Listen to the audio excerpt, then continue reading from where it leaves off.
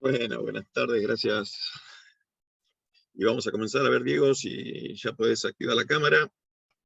Y vamos a comenzar con esta última presentación de esta última versión del año de la Expo Week Online. A ver, Diego, ahí te tenemos. Buen día. ¿Cómo andás, Diego? ¿Qué tal? Bueno, buen día, ¿cómo andás? Acá contando que estamos comenzando nuestra última charla de presentación en esta versión de la Expo EFI. Hoy vamos a presentar y vamos a charlar con Diego Giacomini en su último libro de reciente aparición, La Revolución de la Libertad. Diego es un prolífico escritor, nos bombardea con libros. Todos los años tenemos novedades editoriales por parte de Diego, así que bueno, felicitaciones por el gran trabajo que estás haciendo, Diego, en este tema y investigando todas las cuestiones básicamente de la economía anarcocapitalista, sobre todo, ¿no es cierto? Que es el gran tema que te está apasionando en los últimos tiempos y me parece bien. Te cuento, Diego, que tuvimos una semana de bastante trabajo. Estuvieron presentes y pasaron por estas presentaciones que venimos realizando con la Expo. Iván Carrino, Federico González Rouco, Ricardo López Murphy y Adrián Rabier ayer, que junto con Ricardo Rojas y Sol Keisman nos trajeron las últimas novedades editoriales que tenemos. Y en este caso eran libros de Unión Editorial y de Grupo Unión, pero el tuyo lo hiciste con Galerna, con los amigos de Galerna que siempre están trabajando a la par nuestra con bastante material, sobre todo sobre la ciudad de la libertad. Así que contanos un poco cómo tenemos unos 30 y pico de minutos para charlar acerca de tu nuevo libro y quería que nos cuentes un poco este avance de la revolución de la libertad, en qué consiste y qué novedades tenemos con relación a este último material que estás trayendo. Bueno, mirá, voy al grano. Yo creo, si no me vendo yo, ¿quién me va a vender, no? Yo creo que es un libro que lo que yo procuro al escribirlo es que el lector que voluntariamente decida leerlo, mi pretensión es provocarle una fuerte disrupción cognitiva. ¿Qué quiero decir? El lector, yo pretendo que al leerlo, mientras lo lee, cuando termina de leerlo y lo cierre, diga, he estado engañado y me han engañado a propósito durante toda mi vida, desde que entré a Jardín de Infantes hasta que salí del PhD o doctorado. Y el engaño fue creciendo a medida que avanzaba en el sistema educativo formal. Y tengo ganas que cerró el libro, le pase esto, tenga dudas, reabra el libro, lea partes específicas para sacarse esas dudas y cuando lo vuelva a cerrar, concluya, estaba todavía más engañado de lo que había concluido en primera instancia, ¿no? A ver, el libro empieza con una introducción que se llama Camino a la Revolución, que la escribió muy gentilmente, le estoy inmensamente agradecido, a Nicolás Moraz, ¿no? Voy a hacer un repaso por el libro. El primer capítulo se llama El derecho natural y las ideas de la libertad. El derecho natural no tiene nada que ver con la religión, sino que tiene que ver, ¿por qué se llama natural? Porque está relacionado con la esencia del ser humano, surge de la naturaleza del ser humano. Y es el andamiaje que construye una arquitectura objetiva y nos dice qué está bien y qué está mal, qué es justo y qué es injusto, y que este andamiaje objetivo de lo que está bien y lo que está mal, de lo que es justo y lo que es injusto, es estable, es permanente, es no cambiante a lo largo de la historia de la humanidad. O sea, es válido para cualquier hombre, para cualquier mujer, de cualquier credo, de cualquier color, de cualquier edad, en cualquier lugar del mundo.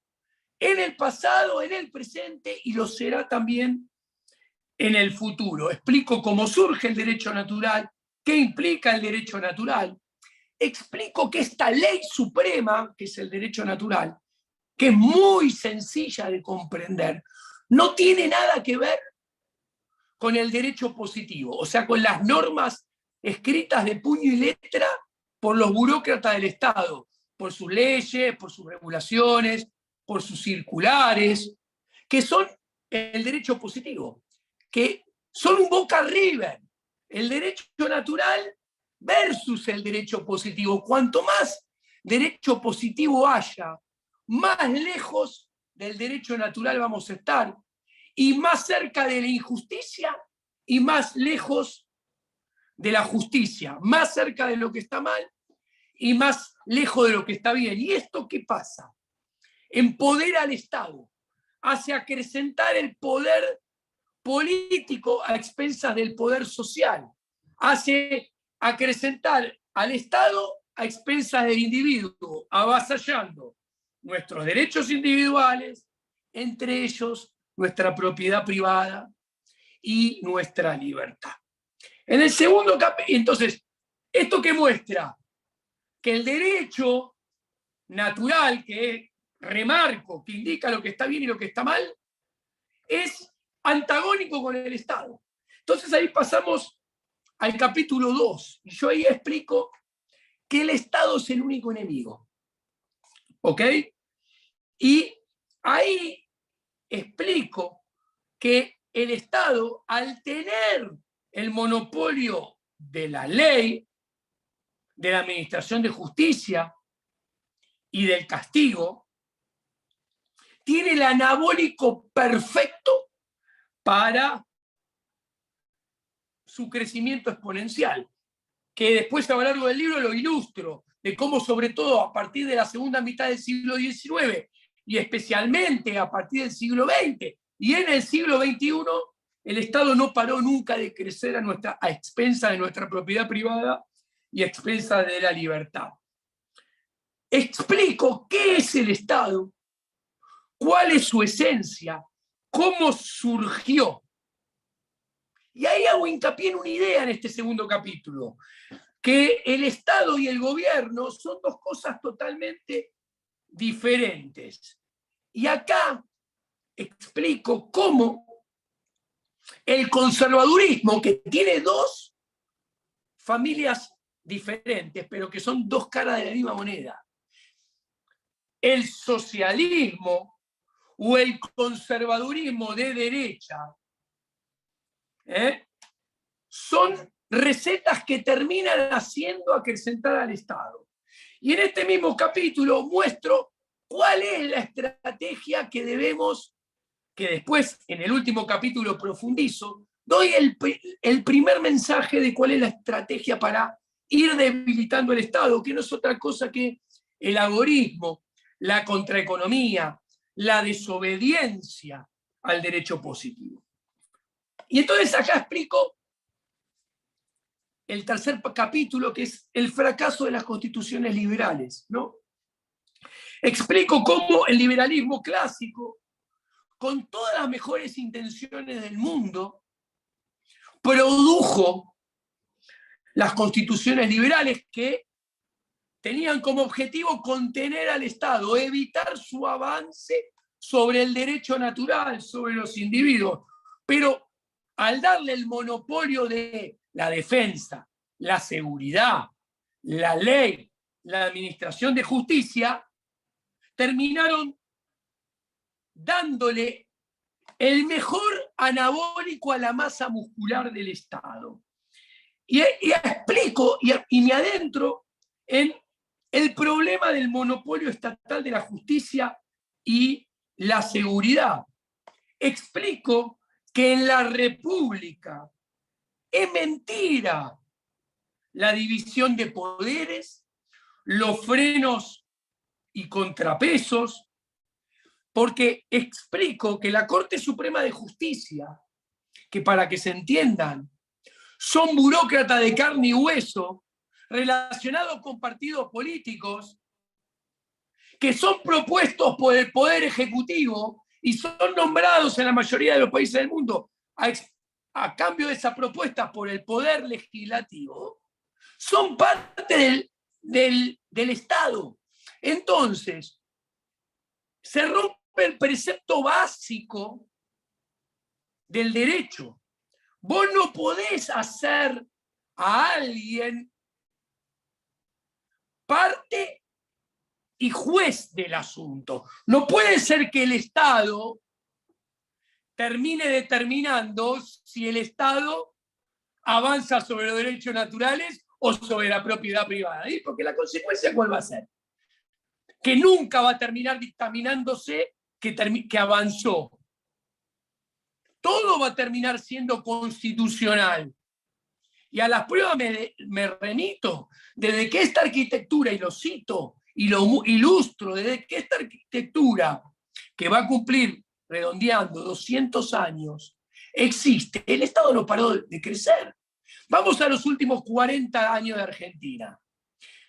Yo agarro un nene de 5 años y le pregunto, escúchame, ¿el plan Bonex es anticonstitucional? Te va a decir que sí. La especificación asimétrica es anticonstitucional. Con el chupetín en la boca te va a decir sí. El cepo es anticonstitucional, sí. El corralito, el corralón es anticonstitucional, sí. La medida ayer del Banco Central, que se mete con la propiedad privada y la relación entre dos privados, un banco que tiene que financiar nuestros viajes o no al exterior, ¿es anticonstitucional? Sí. Y bueno, me explican por qué la Corte Suprema de Justicia en la vida dijo que nada es anticonstitucional. En la vida. Bueno, por esto que explico. Entonces, ahí voy al cuarto capítulo que analizo la profundidad del asunto, que es la educación pública como el más aceitado mecanismo de dominación. Explico que la educación pública obligatoria está al servicio del Estado. O sea, nos adoctrinan en el Dios Estado, en los profetas del Dios Estado, que son los burócratas del Estado, y en sus mandamientos, que no son otros que las políticas públicas. ¿Y qué sucede? ¿Cuál es el límite a esto? Nosotros mismos. Entonces, si nosotros nos hacen creer que el Estado es nuestro, que nosotros somos el Estado y que gobiernan por y para nosotros, persiguiendo algo que no existe, como el bienestar social, porque no puede existir, porque el bienestar es una valoración subjetiva que compete solamente a la órbita individual y que depende de nuestros gustos, nuestras preferencias, nuestras necesidades, dentro de un entorno de escasez que solamente lo valoramos nosotros y cada uno de nosotros y todos en forma diferente. Claro, pero que si nos hacen creer que existe y que gobiernan por y para eso, el marketing es perfecto. ¿Y qué produce? Que no nos defendamos. Y si no nos defendemos, el Estado, que es un monopolio, y como todo monopolio está condenado a correr detrás de su renta extraordinaria, y los servicios que va a ofrecer cada vez son más caros y de menor calidad, nos encontramos que entonces lo que va a maximizar es su renta extraordinaria, que es el gasto público, la base imponible, la recaudación impositiva, las alícuotas, la masa monetaria de dinero fiat, el endeudamiento. Y del otro lado, ¿qué va a pasar? Los servicios que provee, como marca la teoría microeconómica, van a ser de cada vez de peor calidad. O sea, peor justicia, peor seguridad, peor educación, peor salud. Bueno, es lo que vivimos acá hace décadas y décadas. Y acá explico el costo de la educación pública obligatoria. Y acá hago algo que yo creo que no ha hecho nadie, ¿no? Y explico en el capítulo 5 la asociación de la educación pública con los burócratas, porque explico que el centro, el hilo gordiano de la educación pública es la teoría de la explotación marxista. Muestro que detrás de todo lo que nos enseñan en la educación pública, institucional, formal, que es pública porque los contenidos son determinados por burócratas del Estado, no interesa que sea de gestión estatal o de gestión privada, porque eso simplemente marca la billetera que paga la educación. Pero los contenidos son siempre firmados, autorizados por burócratas de Estado. Explico que en el fondo de todo lo que nos enseñan está la teoría de la explotación marxista, porque esto lo que hace es que enseñarnos que el mundo es injusto. ¿Por qué? Porque crea desigualdad. ¿Por qué? Y nos enseñan que la vara de la justicia, la vara de lo que es justo es lo igual. La vara de lo que es injusto es lo desigual. ¿Y quién viene a poner la igualdad, o sea, la justicia? Los burócratas del Estado con sus políticas de redistribución del ingreso. Entonces, y en este capítulo después, ¿qué hago? Rompo 3 mitos de la educación, ilustrando que nos enseñan todo al revés. Primero, muestro que la teoría de la explotación marxista es un error intelectual y una estafa moral. Esto no es nada novedoso. Ya lo hizo von Bauer en el pasado. Explico que el empresario, que en la educación pública nos enseña que es malo, explico que es bueno. Y explico que el socialismo, que es en el fondo las políticas públicas, toda política pública, todo ministerio, toda secretaría, toda subsecretaría, es socialismo. Explico que el socialismo es un error intelectual inviable. Entonces, después de explicar esto, voy al capítulo 6, que hablo de democracia. Y explico que así como las monarquías estaban condenadas a terminar en monarquía absolutista, porque el esquema de incentivos, el diagrama institucional de la monarquía del siglo XI, XII, iba a terminar haciendo que el poder del monarca crezca hasta convertirse en Luis XIV en el siglo XVIII, o XVII, mejor dicho. Bueno, la democracia está condenada a terminar en socialismo. Y que esto no es un problema de personas. Esto no es un problema de burócratas ni de calidad de burócratas. Esto es un problema de incentivos, de esquema de incentivos del diagrama institucional y de la propia arquitectura institucional. Y explico que la democracia tiene los mejores anticuerpos desarrollados para evitar cualquier cambio desde adentro, desde arriba y aprovechando sus propias reglas. Y justamente el famoso frase de Cristina, armate un partido, presentate a elecciones y ganarlas si querés cambiar algo, es justamente un seguro que tiene la casta política para que nada cambie. Ellos saben que si vos haces eso, una vez que te presentás como candidato, te empezaron a comer. Y una vez que entras al sistema y sos diputado, senador, concejal, ministro, no importa, el sistema te termina digiriendo y comiéndote por completo. ¿Ok? Entonces, obviamente, hago un raconto y al igual que con las constituciones liberales, explico que esto empezó con las mejores intenciones y comenzó siendo un gran avance en relación a las monarquías absolutistas.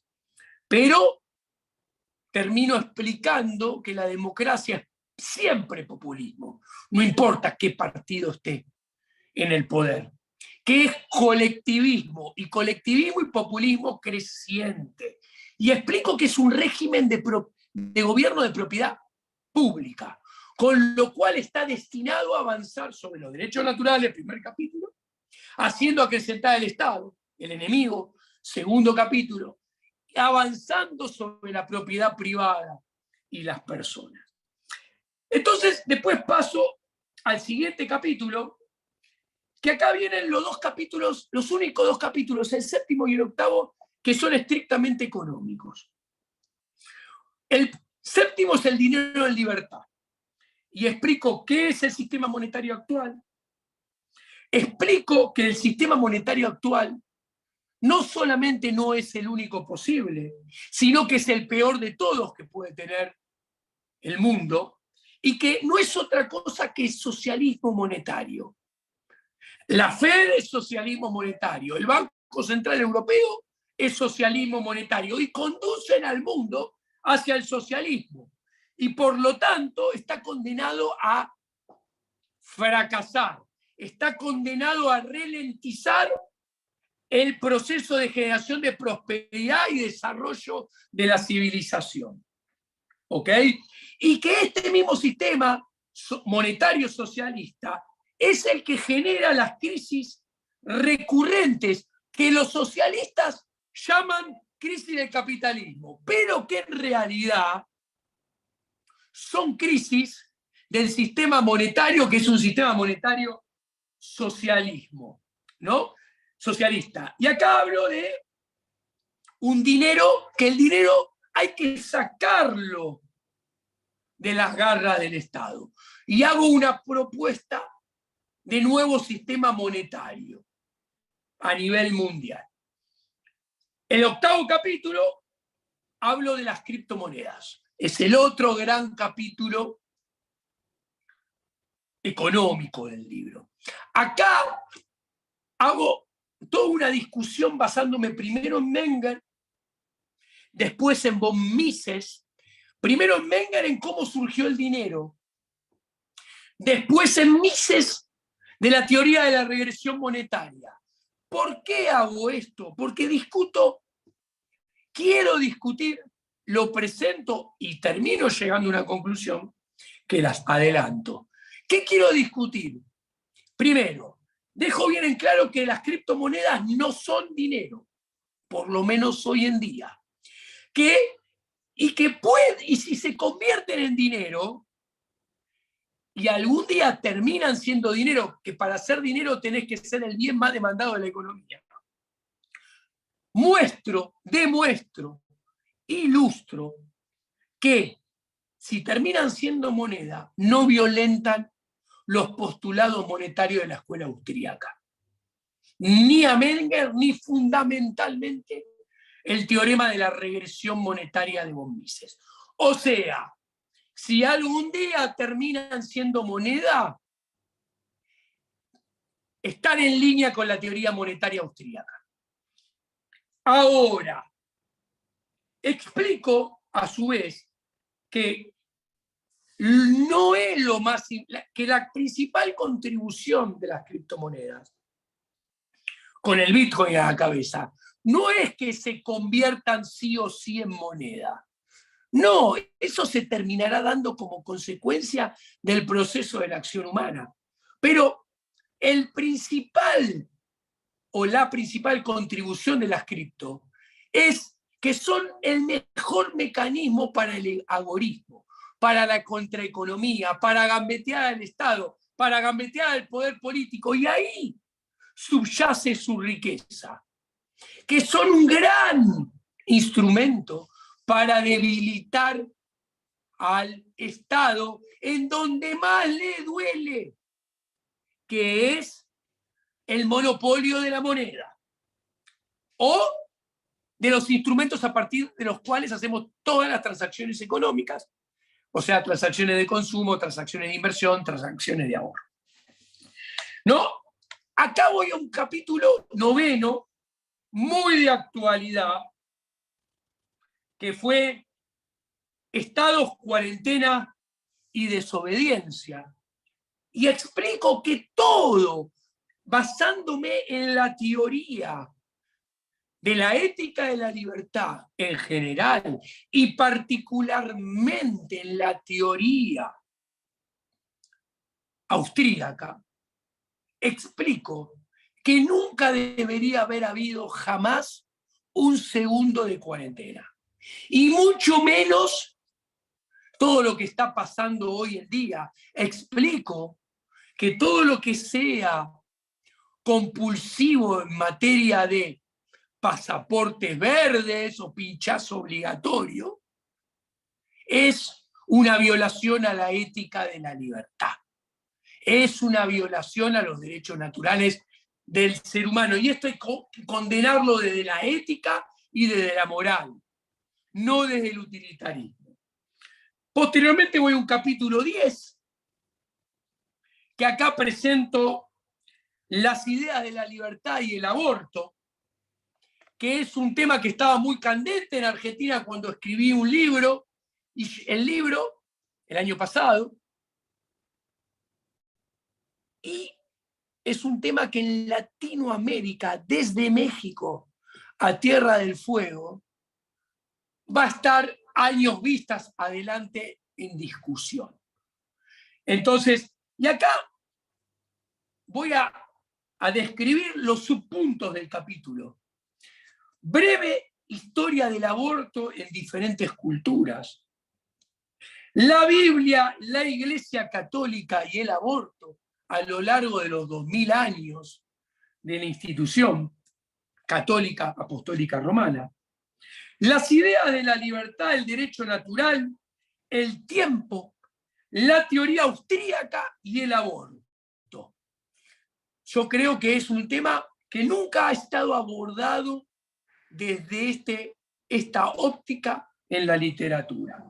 Posteriormente voy al capítulo 10, que es el anteúltimo, que presento un modelo de justicia y seguridad totalmente en libre mercado. Explico cómo en una sociedad libre la justicia y la seguridad, tangiblemente lo explico cómo construirla, podría estar proveída por empresas privadas sin Estado. ¿Ok? Empiezo por Gustave de Molinari, ¿no? El fabuloso economista belga de mediados del siglo XIX, discípulo de Bastiat, que él ya había concluido que la seguridad tenía que estar en libre mercado como todos los demás. Explico que la justicia y la seguridad deben ser privados, porque si no son privados, nunca vamos a poder tener libre mercado. Muestro antecedentes exitosos de justicia y libertad totalmente en libre mercado y proveídos en forma privada. Hago una breve historia de cómo en Inglaterra el Estado fue avanzando despaciosa pero sistemáticamente desde un formato o sistema en el cual tanto la justicia como la seguridad eran privados al sistema actual. Y terminó mostrando este potencial modelo de justicia y seguridad privada en libre mercado, cómo debería estar construido. Y el último capítulo es el 11, que es hacia una sociedad libre.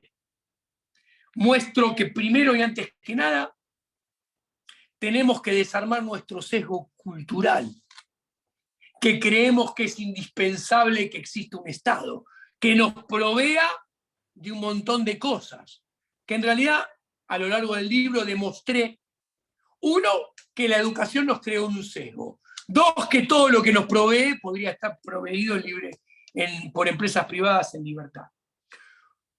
Después explico que para sacarnos el Estado de encima tenemos que... Uy, ¿me ven? ¿Me estás viendo? Y apagaste Rodolfo, la cámara, me parece, Diego. Esperá que hice lío, que hice algo con la cámara, la saqué, ¿no? Sí, sacaste la cámara. A Fíjate ver, si la espera que... podés. Sí, voy a tratar de ponerla de vuelta, espera. Esperen. Tranquilo, no A hay ver, problema. esperen. Disculpame que no sé a dónde metí la cámara. A ver, espera, ya está, ya lo arreglé. Ahí está, Ya lo tranquilo. arreglo. Esperen un segundo. A ver, acá estoy. El entusiasmo voló la El cámara. entusiasmo, acá estoy. Lo Así que, estoy. Entonces, digo que para sacarnos el Estado de encima, eso implica que los individuos tenemos que ir al poder. Entonces explico uno por uno los diferentes pasos que los individuos tenemos que hacer uno por uno para desarmar el Estado, basándome en Gene Sharp, en la dinámica de la acción no violenta, basándome en Samuel Conkin y su agorismo y contraeconomía.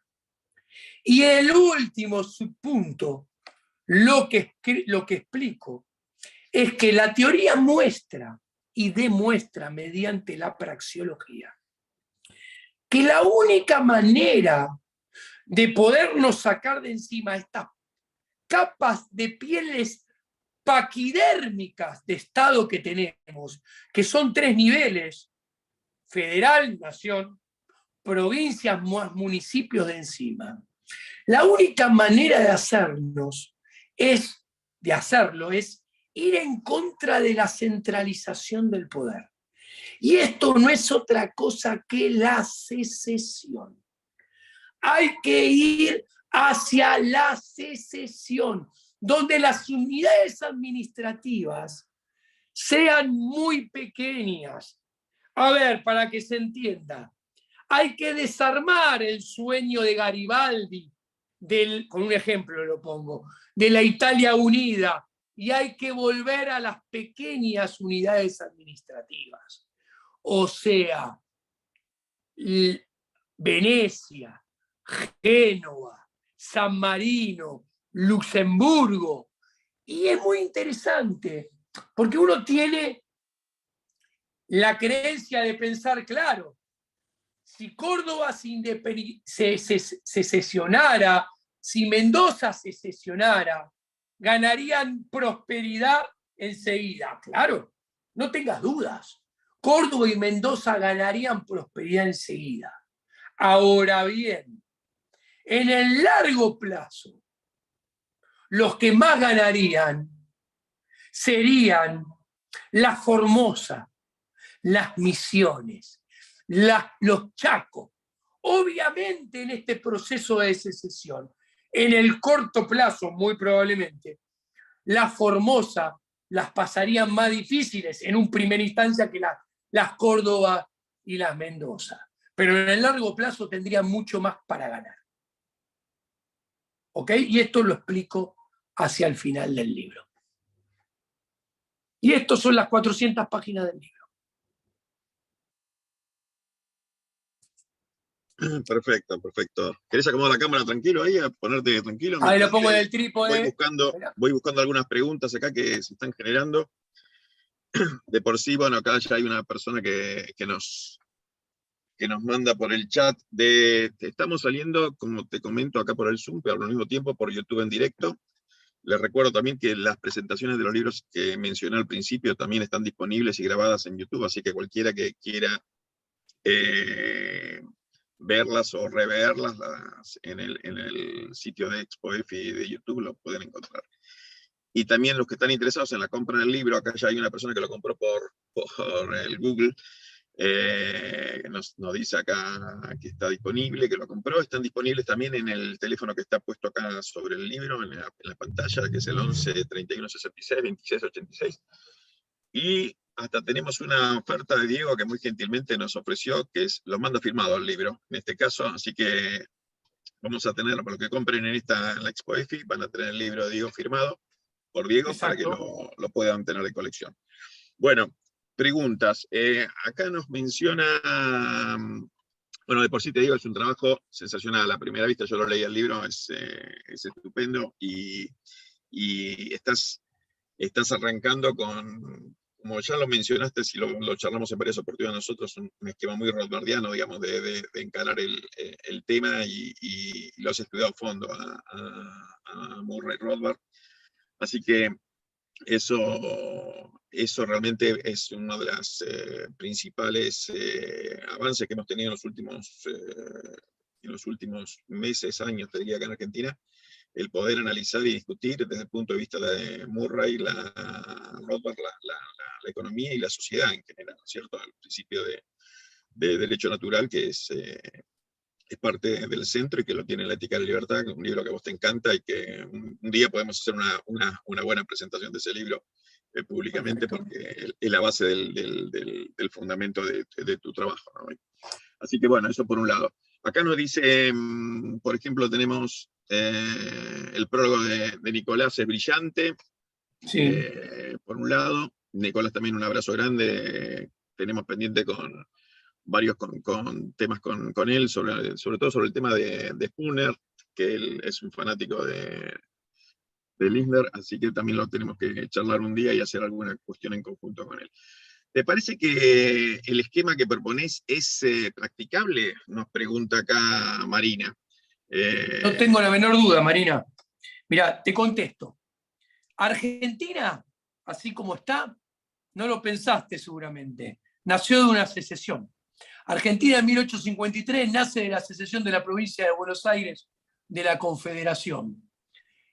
Hoy en día te puedo decir que Inglaterra se acaba de secesionar de la Unión Europea y Escocia se quiere secesionar del Reino Unido. ¿Ok? Y, por ejemplo, si los catalanes no se han secesionado de España, ¿sabés por qué? Porque desaparece España. Porque si se llegaran a sesionar los catalanes, se van a sesionar los vascos, se van a sesionar los gallegos, los andaluces no tanto. Y entonces la Unión Europea es parte interesada. Pero hay que entender que los sistemas políticos y sociales, con su trasfondo económico, son dinámicos, tienen vida, siempre cambian.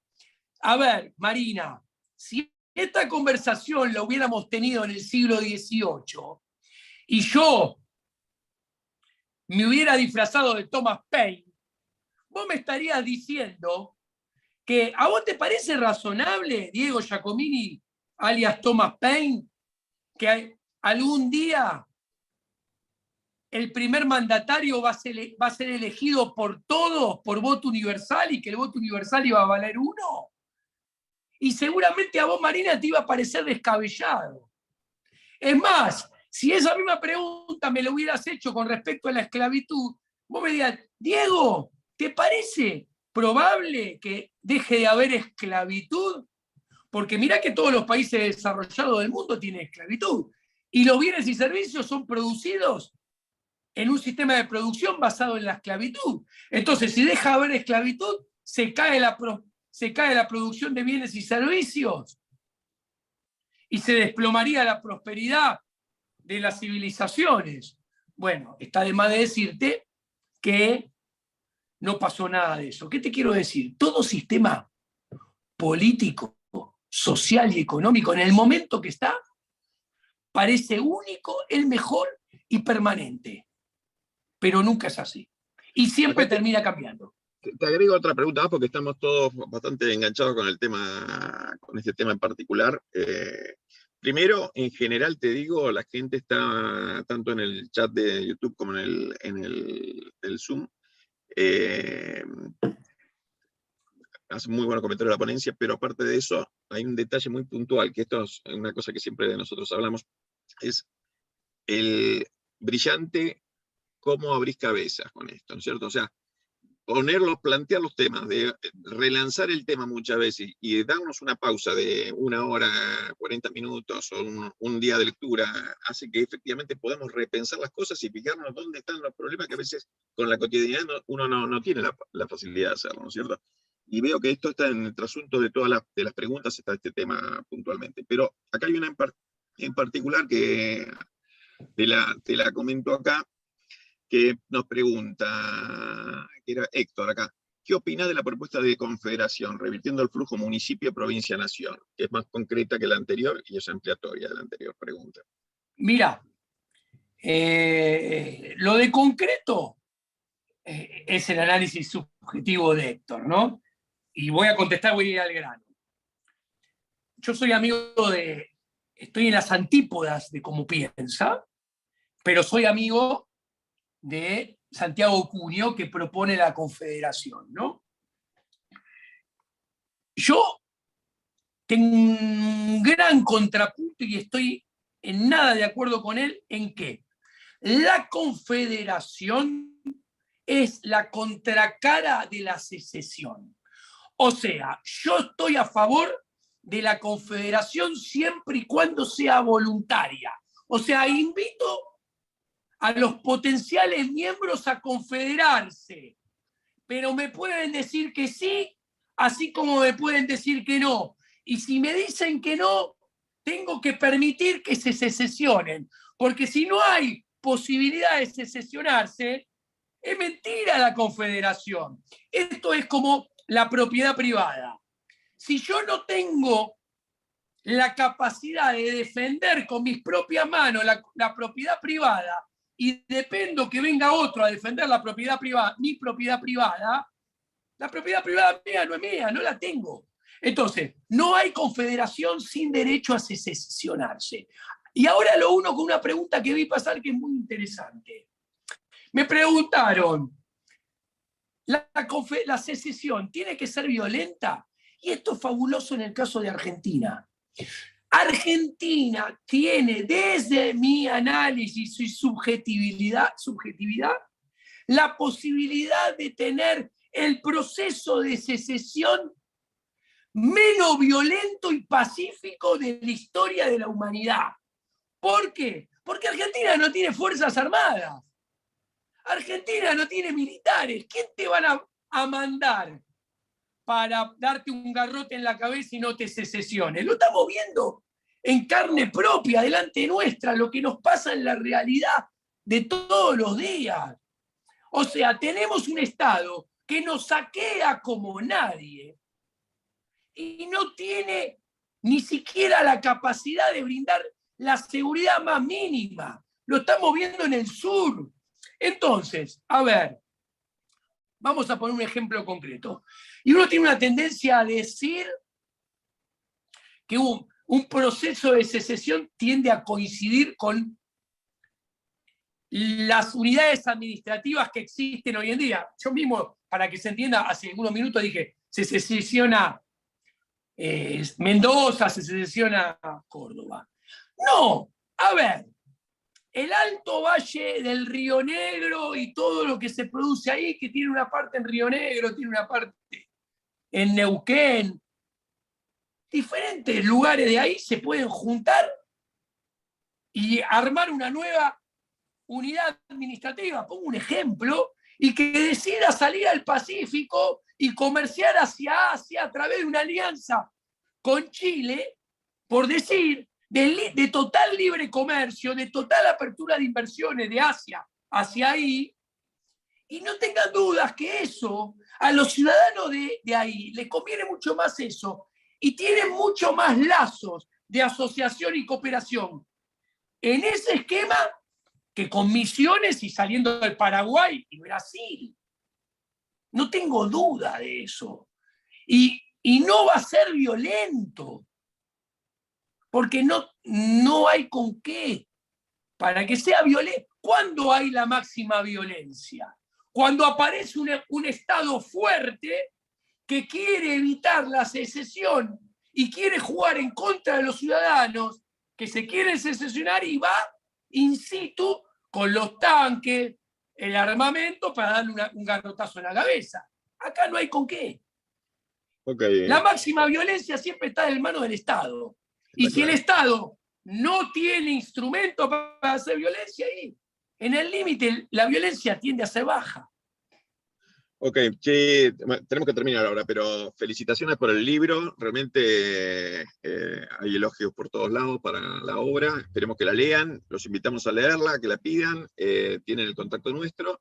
Y ya nos quedamos con la agenda esta. Me parece interesante tal vez juntarnos con Ricardo Rojas y contigo y hacer la vuelta que viene, una presentación de la ética de la libertad de Murray, que me parece que acá te da las bases naturales para de la obra de él y de gran parte de tu trabajo también, ¿no es cierto? Bueno, Si la vos gente sabés que ese la conoce. librazo, que es un libro que yo le recomiendo a todo el mundo leer, ese libro es el libro que rescata a Lysander Spooner. Y Exactamente. Murray Rothbard lo dice muy claro. El último mojón del liberalismo radical, el anarquismo, que tenía fundamentos éticos y morales, fue Lysander Spooner, porque si tomamos a sus herederos, como por ejemplo Benjamin Tucker y todas sus publicaciones en Liberty, ellos dejan el derecho natural totalmente de costado, lo corren y todos sus argumentos pasaron a ser utilitaristas y no basados en la ética y la moral. Bueno, muchísimas gracias de nuevo. Estamos en contacto. Muchas gracias a toda la gente por este aguante y acá siguen cayendo las felicitaciones por la presentación. Así que muchas gracias y le vamos allá a pasar el control a la gente de COEFI